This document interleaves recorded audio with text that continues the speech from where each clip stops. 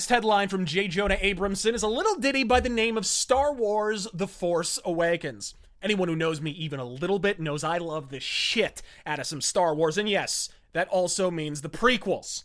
I used to watch a serial on television called Adventure Theater, and they had Flash Gordon Conquers the Universe on it, and I used to love that. So I went off and wrote my own space opera. Have you ever seen Flash Gordon? It's the biggest wheel of Wisconsin Longhorn dick cheese you'll ever dislocate your mandible taking a bite out of. Star Wars movies, and yes, that includes the originals, by the way, are artery-clogging, fondue-caliber cottage cheese of the highest possible order. As of Flash Gordon, it is woven into their DNA. So when Twinkit over at Red Letter Media peppers his protracted 9-hour, aggressively unfunny kidnapping cutaway gag with belabored criticisms of unrealistic character motivations and janky dialogue, understand that what he's basically demanding is that a soap opera in outer space be less like a soap opera in outer fucking space. So is the flick any good? Absolutely. As the chronological sequel to my personal favorite, Return of the Jedi, and the real-life sequel to The Revenge of the Sith back in 2004, I'd put it well the fuck below the former, and roughly equivalent with the latter, and that's no slight coming from me. Revenge of the Sith, to my eyes, is not only the best of the prequel films, it's flawed as fuck, but fun. And make no mistake, all the Star Wars films are deeply flawed. Jedi, for Christ's sake, features an army of spear-chucking Teddy Ruxpins. A New Hope has daffy dialogue and stormtroopers knocking their noggins on perfectly visible fucking door frames.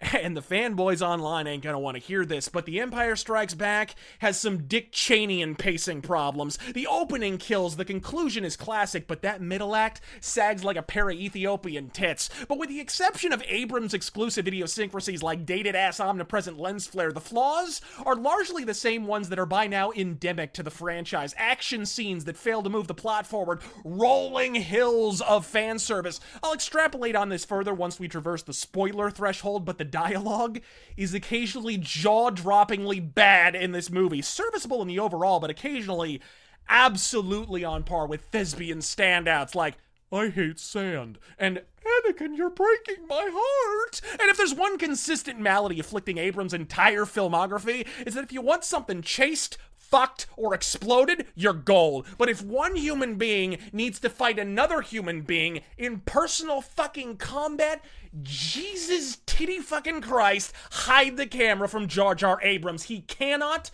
film personal combat. Seriously, who the fuck birthed the bright idea to hire the same myopic asshole who shot Sulu's sword fighting scene from Star Trek 09 in sharp, tight-ass, shaky cam close-up to direct the only science fiction series in existence that features rampant laser fencing at regular intervals?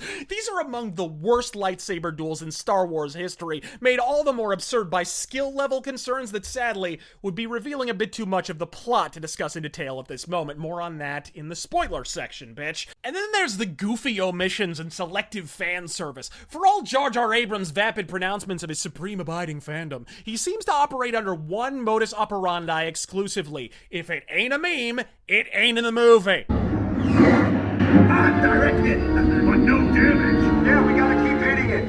Gosh, if only Admiral Akbar, while perched pointlessly in the corner of the council chambers for his mandatory meme cameo, had thought to mention that he designed a fucking bomber for exactly situations like this.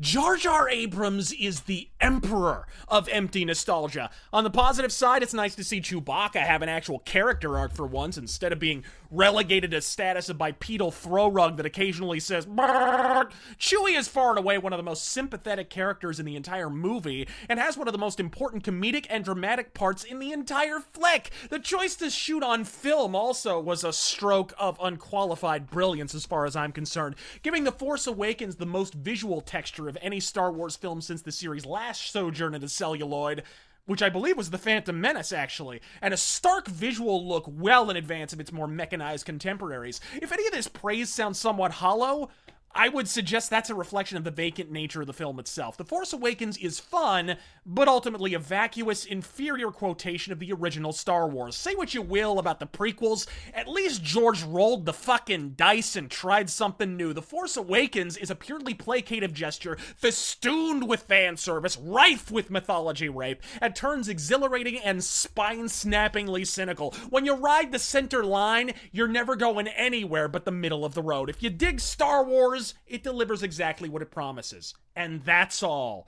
Sound the spoiler siren! A hero is only as great as his greatest villain, and I could not bring myself to give a fraction of a fuck about these antagonists. Look, we all know replacing Emperor Palpatine was going to be a task so Herculean it borders on impossibility. Ian McDiarmid's Machiavellian turn as the sinister Darth Sidious was one of the few elements of the prequels that absolutely everybody liked. Even the Abrams filleting fuckwits over at Red Letter Media didn't dare level their vacuous criticisms in the direction of Mr. McDiarmid, and the reason why is simple. He nailed that shit. No vapid YouTube troglodyte is about to proffer armchair acting advice to a 40-year veteran of the Shakespearean stage. That said, as replacements for the most fearsome Sith Lord in galactic history go, even J.J. Abrams can do better than Darth Smeagol. Whenever this cadaverous cunt was on screen, my give-a-shit-o-meter lapsed into the negatives. At least with Sidious, you got the sense that he's a puppet master, expertly playing both sides against the middle. The Crypt Keeper just sits in a lazy boy cupping his balls to Baywatch reruns, and we're honestly expected to give a shit. And that's the narrative of The Force Awakens in a nutshell. Nothing at all is ever earned. Not romantic investment, not combat ability, and as per the protagonist of this film, not even affinity for the Force. 5 minutes into encountering her first Sith, Rey is not only expertly repelling his psychic advances, but effortlessly turning Jedi mind tricks to evade Imperial capture? Yeah, but what? And don't give me because of her parentage, as many have suggested she might be Luke's kid. Look, not even Luke knew the Force could be used for persuasion until Ben Kenobi busted out the jazz hands and Mos Eisley, and he's Darth Vader's kid. So how the fuck does Chia Eyebrows the Wonder Cunt know precisely in which manner she can utilize her fucking plot hole powers without training of any description? When Finn Balor and Princess Rhea Organa started making bathroom eyes 5 minutes into their first fucking meeting, I just about put my fist through the wall. Let's see. Dick Cheese dialogue.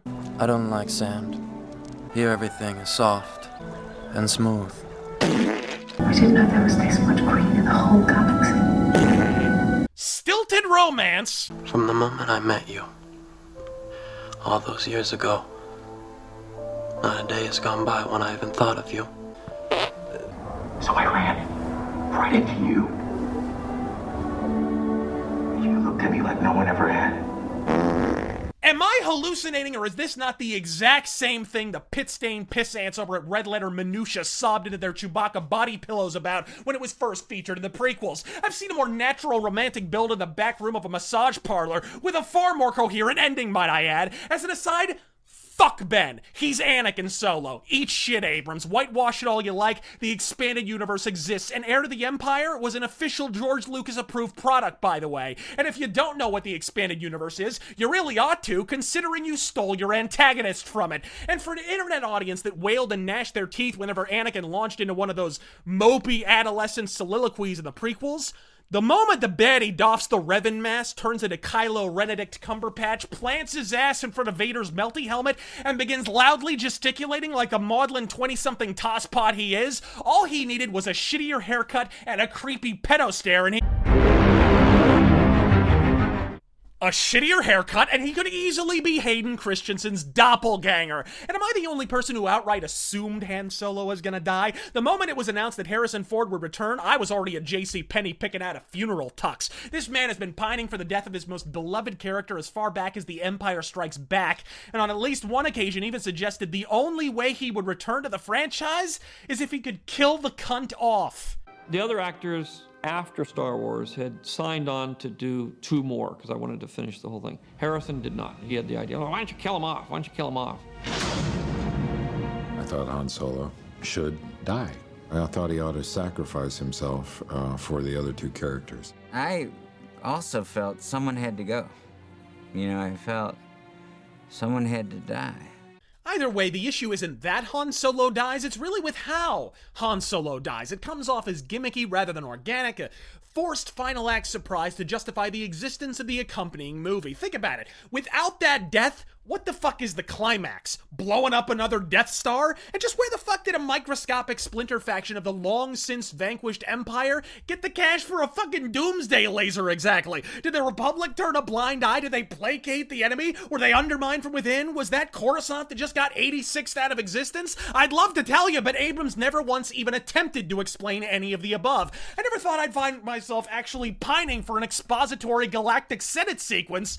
But hey, at least Lucas actually tried to explain some shit. Look, either way, this was going to be successful. It's Star Wars, for one. You can market a breakfast cereal consisting of glass shards and used hypodermic needles, slap a Star Wars logo on the front. You will run out of cereal boxes before you run out of customers. But more to the point, Abrams is the chosen one. When Hollywood decides a given director can do no wrong, they spare no expense in painstakingly erecting an artifice that reinforces that illusion. If Hollywood decrees you're the de facto Midas, by God, everything you touch is decreed to be gold, even when it's closer to coprolite than copper. I'm Razor Fist, B-Wing Master Race, and God fucking Speed.